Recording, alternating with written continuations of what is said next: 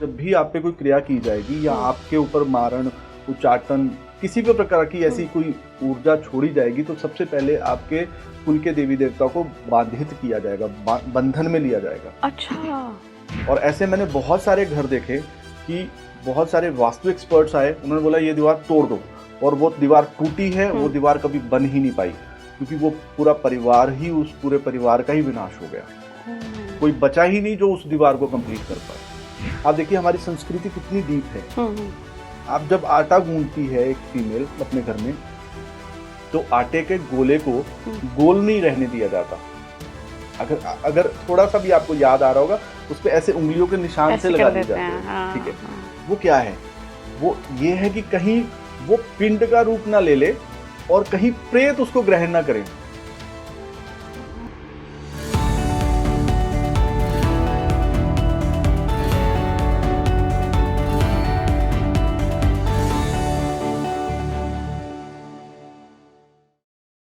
हमने अभी कुल देवी और देवता की बात करी, हाँ, तो ये कुल देवी और देवता और जो इष्ट होते हैं ये एक ही होते हैं या अलग अलग भी होते हैं? देखिए, कभी कभी अगर आपका भाव बहुत प्रबल अपने कुल देवी देवता से जुड़ गया या पितृ से, तो आप उन्हीं को इष्ट बना लेते हैं। अच्छा। लेकिन जिनको पता नहीं है कि हमारे कुल देवी देवता कौन है या पितृ को कैसे मनाना है या कौन पितृ रहे या पितृ कितने एक्टिव हैं, तो कभी कभी क्या होता है कि भगवान इतने कृपालु हैं, इतने दयालु हैं, वो आपको कहीं रास्ते से कहीं ना कहीं आपको मिल जाएंगे। वो आपको हर तरीके से मिलने का मौका देंगे।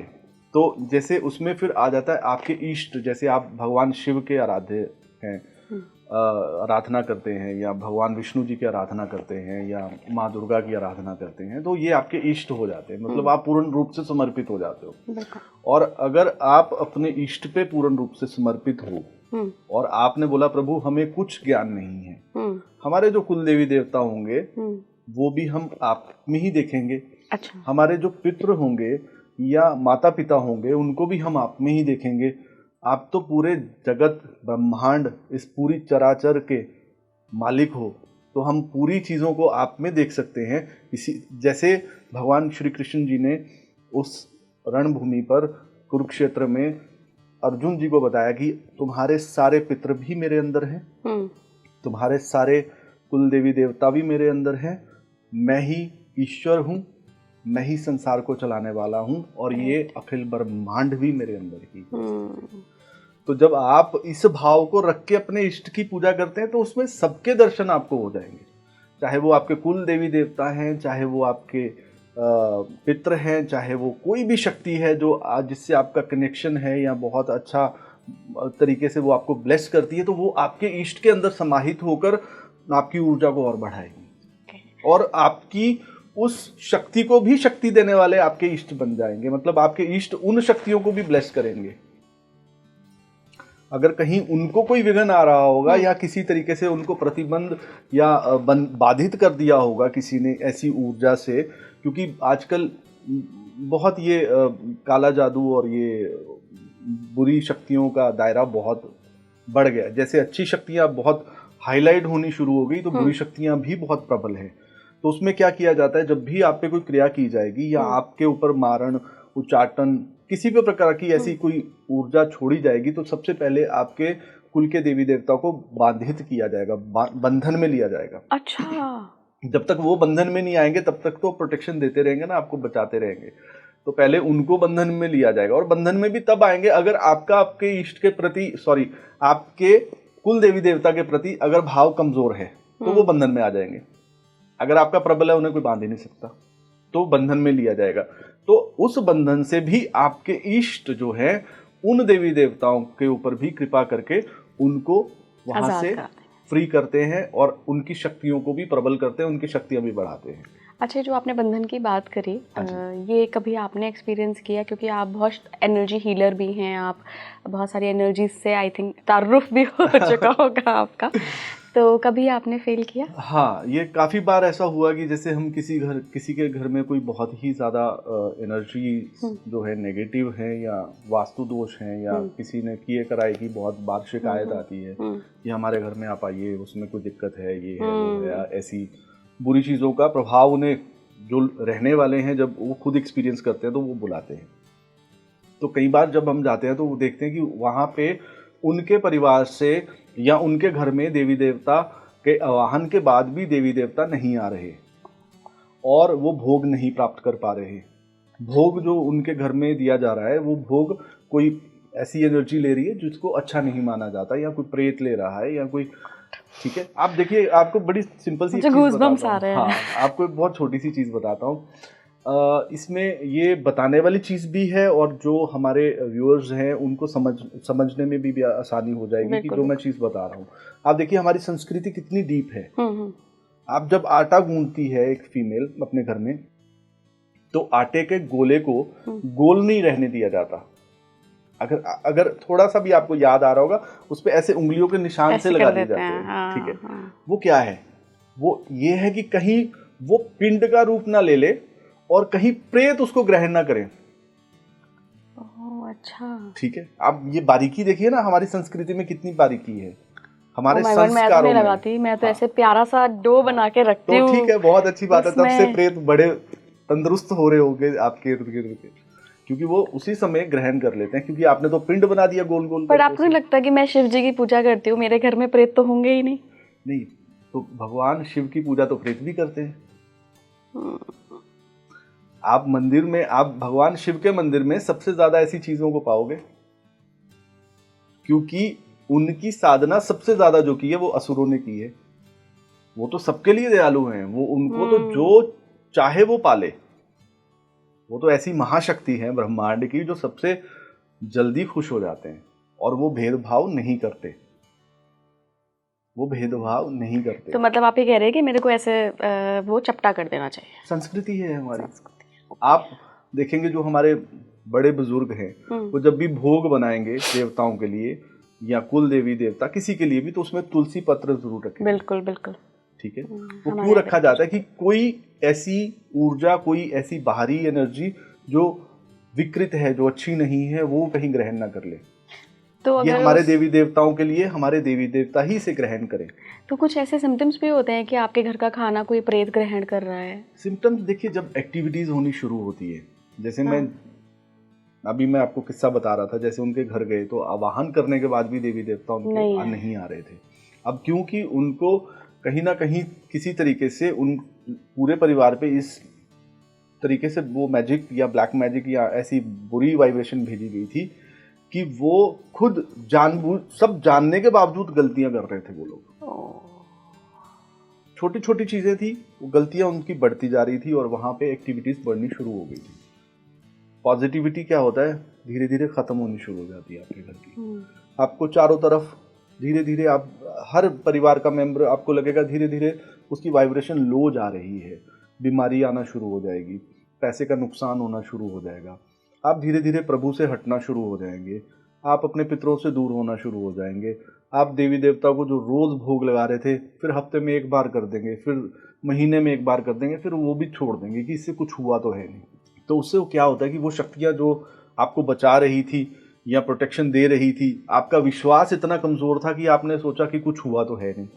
फिर उसमें जो आपके गुरुजन होते हैं या गाइड्स होते हैं जो आपको आते हैं या फ़ोन करते हैं या बताते हैं कि बेटा ये अब 15 दिन तो ज़रूर करना, या ये 41 डेज तो कम से कम करना, और आप 20 दिन के बाद थक जाते हो, आपको लगता है कुछ नहीं है।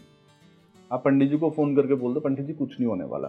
फिर कोई अगर पंडित जी को रतन धारण करवा रहे हैं तो आपको एकदम विचलित हो जाते हो आप कि मैंने रतन पहना और मैं 2 दिन बाद तो बीमार हो गई, ये तो अच्छा ही इफेक्ट नहीं कर रहा। क्योंकि वो मानसिकता आपकी, वो प्रेत या वो वाइब्रेशन या वो मैजिक ऐसा है कि वो आपकी पूरी की पूरी सोच को बदल देगा धीरे धीरे धीरे धीरे। ऐसा नहीं है किसी ने आप पे कुछ किया तो वो बिल्कुल सामने आके बैठ गया भूत प्रेत, ऐसी चीज नहीं है। वो धीरे धीरे धीरे धीरे आपके सोचने के तरीके को बदलेगी, घर के माहौल को बदला जाएगा, पूरा आराम से ये वर्क होता है। और आप देखेंगे पीछे मुड़ के, जब आप देखेंगे कुछ साल पहले आप ये थे और अब आप ये बन गए। तो मतलब लेकिन इन सब चीज़ों से हमें जो हमारे पितृ और जो हमारे ये पूर्वज होते हैं, पूर्वज पितृ, आपके कुल देवी देवता, ये बचाता है। आपके इष्ट, आपके माता पिता की ब्लेसिंग्स, आपके इर्द गिर्द का जो लोग हैं आसपास के। अब क्या है, संत आपको ढूंढने से भी नहीं मिलते आज के समय में, और जो संत स्वभाव का है आप उसके साथ बैठना ही नहीं चाहते। आपको तो वो लगेगा कि ये इमोशनल है, ये इमोशनली वीक है, ये तो ओवर स्पिरिचुअल है, ये तो हमेशा भगवान की बात करता है, इसके साथ बैठ के हम करेंगे क्या। तो जब शैतान खुद आपके अंदर इस भाव को प्रबल कर रहा है तो आप सोचिए ना कि आप कितना इजी शिकार हो उसका। क्योंकि आपको आज के समय क्या चाहिए, आप अगर मित्र भी अगर आज के समय में कोई ढूंढता है तो उसको कैसा फ्रेंड चाहिए कि जो पार्टी करे, जो रात को निकल जाए सुबह वापस आए। ठीक है, आज कोई अगर आपको सही गाइडेंस दे रहा है, आज आप समाज का हाल देखिए ना, हमारी सोसाइटी का, जो लोग आपको सही रास्ता दिखा रहे हैं या आपको दिखा रहे हैं कि ये नहीं ये करेंगे, तो उन लोगों पे आप सोचिए कि उनको हम डाउटफुल एनर्जी से देखते हैं, उनके लिए डाउट्स आते हैं, हमें ये दिखा रहा है ऐसा होगा या नहीं होगा, उनको हम जज कर रहे हैं। और जो है, ठीक है, जो गुनाहगार है, जो बुरा है, उसके साथ हम बहुत खुश हैं। हमें पता है कि वो इतने बजे जाएगा, वो इस चीटर है या वो इस तरीके का स्वभाव है, हम उसे कूल समझते हैं, इट्स कूल। ठीक है, जबकि वो कूल वाला सिस्टम है नहीं। कब आप उस व्यक्ति के द्वारा उसके साथ चलने वाली एनर्जी का शिकार हो जाओगे पता नहीं है। लेकिन अब क्या है, हमारी खुद की मानसिकता ऐसी है। कोई एंटिटी क्या कभी आपको फील हुई कि आपके ऊपर कुछ कराया गया है और उसका असर कैसा हुआ, आप कैसे बाहर आए, वो अगर कुछ हुआ हो तो? हाँ, मेरा जो खुद का एक्सपीरियंस है वो 2013 का टाइम था वो, और 2013 अभी शुरू हुआ था। उस समय मैं एक अलग वाइब्रेशन को फील कर रहा था। अच्छा। ठीक है, मैं जब भी पूजा कर रहा था या मैं कोई भी, मैं जैसे मैं किसी को हील करना चाह रहा हूँ या वो मैं कर नहीं पा रहा था, उसमें बहुत विघ्न उत्पन्न हो रहे थे। क्लाइंट्स आते थे, बहुत फेथ करने के बाद वो पहुंचते थे मेरे पास, क्योंकि एक तो मेरी एज छोटी, मुझे 18 ईयर्स हो गए करते हुए। अब वो नाम सुन के आते हैं और वो बैठते हैं, वो इंतज़ार करते हैं और मैं पहुंचता हूँ तो पहले तो उनका सवाल यही होता था, गुरु जी कब आएंगे। ठीक है, तो मैं बोलता था मैं ही गुरु जी।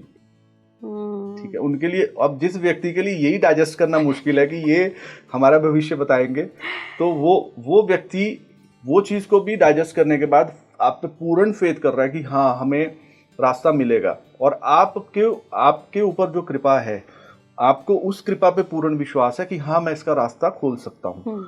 और जब आप उस काम में नाकाम होते हो, आपको लगता है कि मैं कर तो लूंगा लेकिन मुझे इतनी ज़्यादा प्रॉब्लम आ रही है एक छोटी सी चीज़ करने में, तो फिर आपको डाउट्स आने शुरू होते हैं।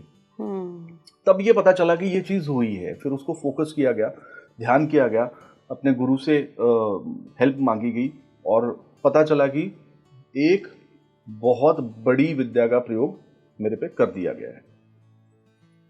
और ये होने के तकरीबन 3 महीने बाद मुझे पता चला कि वो विद्या इतनी प्रबल है, वो किया गया इतना प्रबल है, वो शक्ति इतनी प्रबल है जिसकी वाइब्रेशन से ये सारा पहुंचा है।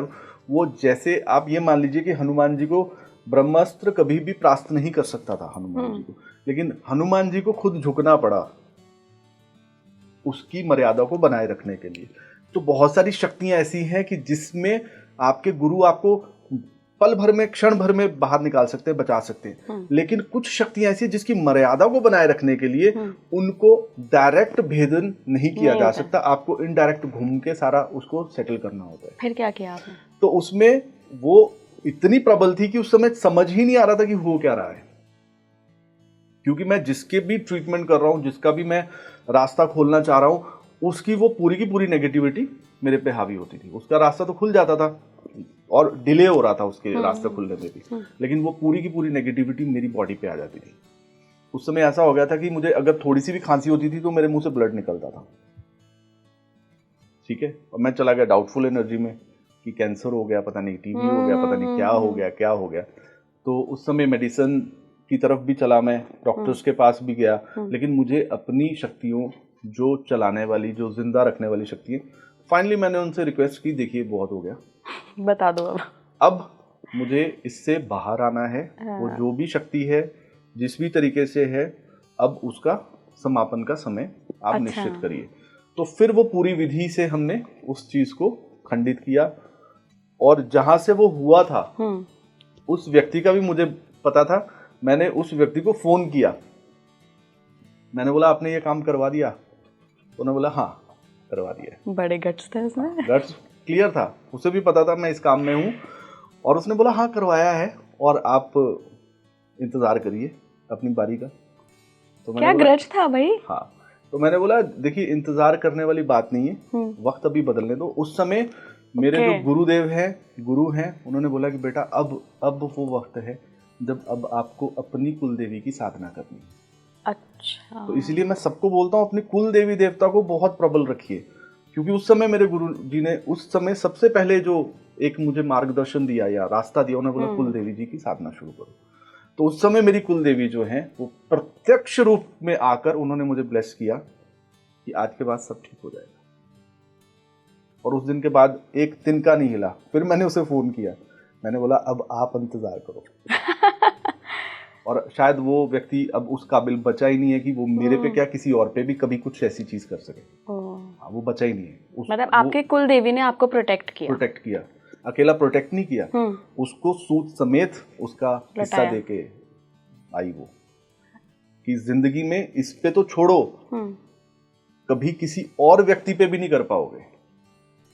तो ये सारी चीजें मेरे पास, ये हवा वाली बातें नहीं है, ये ऐसी एक्सपीरियंसेस हैं जिन्होंने तोड़ा, सिखाया। आप लर्न करते हो, आपको समझ आता है, आप अपनी शक्तियों को इतना प्रबल कर लेते हो, आपका धैर्य जांचा जाता है, इसमें आपके ऊपर हर चीज को टेस्ट किया जाता है। और आपको एक चीज और भी बताता हूँ, वो जो शक्तियां आपके साथ चलती हैं उन्हें भी पता होता है कि ये किस हद तक इसके ऊपर प्रेशर दिया जा सकता है। तो कभी भी कोई भक्त है, कोई संत है, उस पर प्रेशर आए तो वो घबराए ना, वो और सख्त हो जाए और मजबूत हो जाए कि मेरे साथ मेरे इष्ट, मेरे कुल देवी देवता, मेरे गुरु, मेरे माँ बाप, मेरे भाई बहन, मेरी कुल देवी देवता, पितृ सब हैं, तो मुझे घबराने की जरूरत नहीं है। श्वास सिर्फ और सिर्फ उस प्रभु के हाथ में है, वो जितने देगा उतने ही जियोगे। इसलिए किसी पे भी कोई क्रिया हुई, किसी पे भी कोई प्रेत छोड़ा गया, किसी पे मारण तक किया गया, वो घबराए ना कभी भी। और आजकल का समय ऐसा कि सबसे पहले उसको डरा इतना दिया जाता है कि वो जब आता है वो रोते बिलखते हुए आते हैं। लोग मेरे पास रोते हुए आते हैं कि भैया या निकालो, गुरुजी हम पे इस तरीके का ये मारण कर दिया और हमें तो सबने डरा दिया। मैंने कुछ नहीं होने वाला, जितने तुम्हारे श्वास है वो कोई नहीं छीन सकता। अगर तुम्हारे कर्म थोड़े से भी अच्छे हैं, तुम्हें बचा के ले जाएंगे यहाँ से। अगर तुम्हारे कर्म में ही तुम्हारा अकाउंट ही जीरो बैलेंस है तो फिर तो कोई भी नहीं बचा सकता।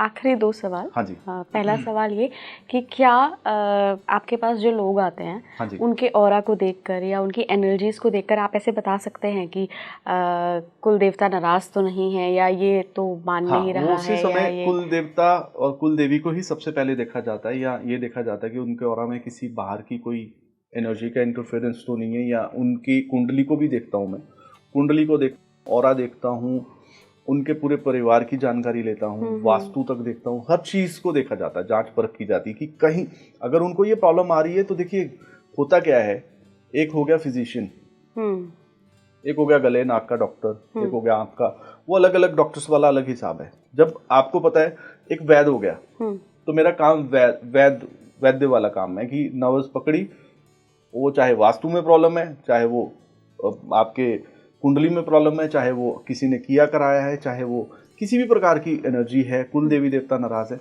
वो उसी में सब जो है हल, प्रभु ऐसी कृपा बनाते हैं मुझ पे कि वो उसी में से सारे हल निकल के आ जाते हैं।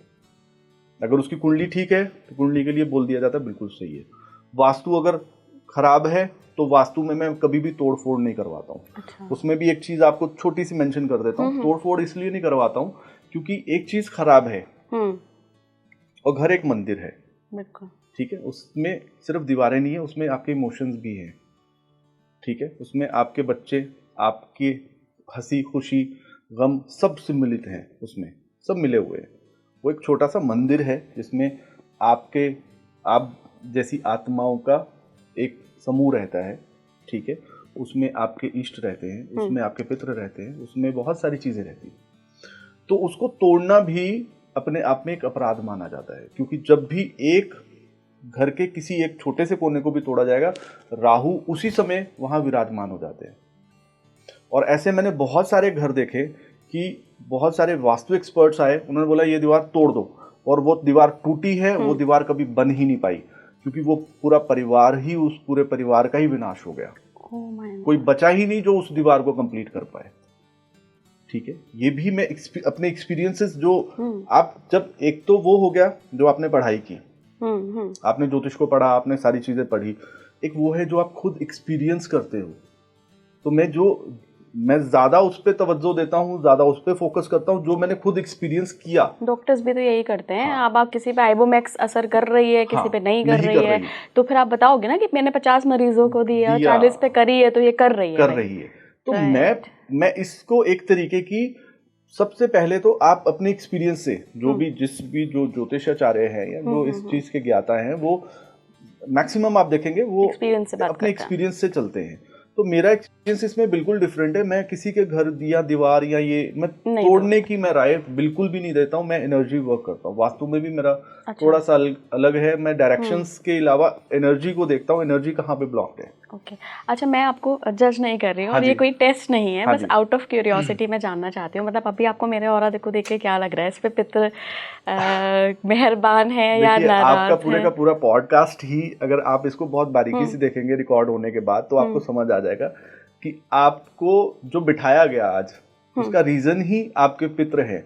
मींस वो चाहते हैं कि जहां पे आपके डाउट्स हैं अपने पति और अपने ससुराल पक्ष के जो पितर हैं उनकी तरफ, अगर उनके पितरों के लेके कुछ डाउट है तो वो डाउट्स आज क्लियर करने के लिए बिठा दिया गया।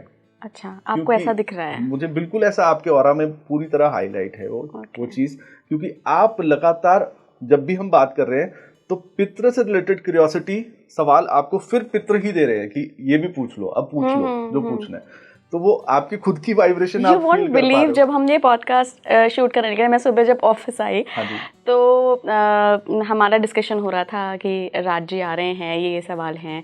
हमने काफ़ी रिसर्च करके सवाल निकाल रखे थे। मेरी स्क्रिप्ट में पहला सवाल ही था, पहला सवाल पितरों का और इनका क्या बोलते हैं, कुल देवी देवता का। आई डोंट नो कि मतलब मैं 2-3 दिन से मुझे पता था कि मैं आपका पॉडकास्ट शूट करने वाली हूँ, बट ये सवाल मेरे दिमाग में नहीं आया आज से पहले, सुबह से पहले।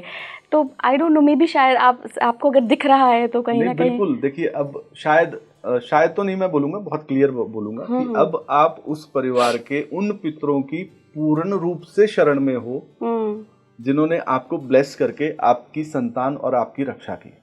अब समय आ गया कि आप भी उनको पूर्ण समर्पित होकर पूर्ण शक्तियों का अनुभव करो। और जब हम नेक्स्ट कभी भी मिले तो आप मुझे खुद के अपने एक्सपीरियंस बताना, क्योंकि इसमें कोई भी ऐसा अगर हम सोचते हैं ना, जैसे लगता है कि हमें बताया जाता है कि पितृ ऐसे हैं या आपके कुल देवी देवता ऐसे हैं, तो हमें एक सबकॉन्शियसली आता है ऐसा एक्चुअल में होता है क्या। तो मैं खुद एक जीता जागता प्रमाण हूँ इस चीज का कि ये 100% 100% ये चीज होगी अगर आप थोड़ा सा एक्स्ट्रा ध्यान देना शुरू करोगे उन शक्तियों के प्रति। तो शक्तियां तो साथ चलती है। बिल्कुल। आखिरी सवाल, कुल दोष क्या होता है? क्या कोई कुल देवी या देवता दोष भी होता है? कुल देवी देवता दोष या कुल दोष जिसे हम बोलते हैं, या आप देखेंगे कि पितृ दोष जिसको आजकल बहुत हाईलाइट किया जाता है कि आपके घर में पितृ दोष हैं। अब उसमें कभी कभी क्या होता है कि आप उस एनर्जी को आइडेंटिफाई नहीं कर पा रहे होते या उस पितृ को आप समझ नहीं पा रहे होते कि ये कौन है। तो उसमें एक बड़ी सिंपल सी एक लाइन है, उसको हम अगर आप पितरों को कभी आप देखेंगे, जब भी ये पितरों के दिन शुरू होंगे, पितृपक्ष शुरू होगा, तो उसमें सारे आप पितरों को मनाने के बाद एक और शक्ति है जिसको मनाया जाता है, उसे बोला जाता है अनजाना। अननोन। ओके, ठीक है, क्योंकि एक वो जो अननोन वाइब्रेशन है जो कहीं ना कहीं आपके परिवार की ही रही, लेकिन आपको पता नहीं है उनके बारे में, आप जाने अनजाने उस चीज को भूल गए। तो बहुत केसेस में ये भी हुआ कि हमने पितरों की रेमेडीज करवाई, उनके इंप्रेशंस बहुत ज्यादा हाईलाइट नहीं हुए। जैसे ही अनजाने की रेमेडी करवाई, सारे रास्ते खुल गए। तो पितरों के साथ साथ एक ये एनर्जी चलती है। कभी कभी क्या होता है, पितर अपनी फोर्थ डायमेंशन में पूरा सफर कर नहीं पाते या वो अंधेरे में होते हैं, ठीक है, वो पूरी रोशनी, उस समय उनके साथ एक अनजाना चलता है, ठीक है। वो अनजान शक्ति जो है वो कहाँ से क्रिएट होती है, आज मैं उसका भी थोड़ा सा आपको बता दूं। वो बहुत बड़ा एक इंटरेस्टिंग एक वो एनर्जी है वो, जिसको आपके ईष्ट और कुल देवी देवता बनाते हैं। वो खुद बनाते हैं, वो बनाते हैं, वो उसको क्रिएट करते हैं, उनको बोला जाता है अनजाना। अनजाना। ठीक है। जब भी आपके पितृ अपनी डायमेंशंस या अपने मार्ग में कहीं भी अटकेंगे, वो अनजाना आके हेल्प करेगा। और जब भी आप अपने पितरों को पूजो या पितरों की पूजा करो या अर्चना करो, तो उसमें हर अमावस को एक बहुत अच्छे से तरीके से एक भोजन तैयार करिए। जो भी आपके घर में वेजिटेरियन भोजन बनता है उसको बहुत सात्विक भाव से बनाइए, सात्विक बनाइए। और संध्या काल गोधूली बेला में उस भोजन को आप एक पीपल के पेड़ के नीचे रख दीजिए और जल से संकल्प कर लीजिए कि ये जो भोजन है ये मेरे पितरों का तो है ही है, लेकिन अनजाना भी इसको ग्रहण करे। और वहाँ पे पानी का एक गिलास रख दीजिए और फिर पलट के मत देखिए और अपने घर वापस आ जाइए।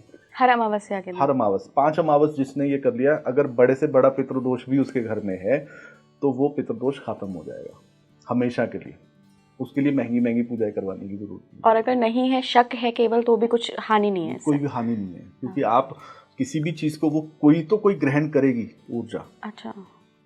कोई ना कोई ऊर्जा उसे ग्रहण करेगी। और गोधूली बेला एक ऐसा समय होता है जब आपके पितृ इस पृथ्वी का एक भ्रमण करने चक्कर काटते हैं। हाँ, तो वो जरूर करिए, अपने पितरों को याद रखिए, उनकी ब्लेसिंग्स लेते रहिए। पितृ देखिए, पितृ जितना भाव आपका समझ सकते हैं, देवी देवता जो है वो बाद में समझेंगे, आपके पितृ सबसे पहले समझ जाएंगे। एक माँ अपने बच्चे को बहुत अच्छे से समझती है। खून का रिश्ता है ना? खून का रिश्ता है, दूध का रिश्ता है, दूध का रिश्ता नहीं। बचपन उसने देखा है, उन्हें पता है मेरे परिवार में कितने सदस्य हैं, इनमें से कौन अच्छा है, कौन टेढ़ा है, कौन सीधा है। बिल्कुल, उन्हें सब नॉलेज है। फिर वो आगे जब आप अपनी कुल देवी देवता के सामने उपस्थित होंगे तो आपके पितृ भी वहीं बुलाए जाएंगे, वो खड़े होंगे, तो बोलेंगे हाँ जी बताइए। बोले हाँ हमारी कृपा है, आप भी पे कृपा बरसाइए। तो उनको याद करते रहिए, अच्छे कर्म करते रहिए। वाह, शानदार रहा राज जी। आज की जो हमारा पूरा डिस्कशन रहा, मुझे लगता है बहुत सारी चीज़ें व्यूअर्स को आज बहुत नई नई चीज़ें जानने को मिली होंगी। बहुत सारे मिथ्स भी आई थिंक बस्ट हुए होंगे, दूर हुए होंगे। बिल्कुल बिल्कुल। तो अगर आपका कोई और सवाल है या आपका कोई एक्सपीरियंस है ऐसा पितरों को लेकर या आपके कुल देवी देवता को लेकर, तो आप मुझे कमेंट बॉक्स में ज़रूर बताइए। और बहुत बहुत धन्यवाद राज जी शामिल होने के लिए। आपका बहुत बहुत नमस्कार। आप जुड़े रहिए स्पीकिंग ट्री के साथ। नमस्कार।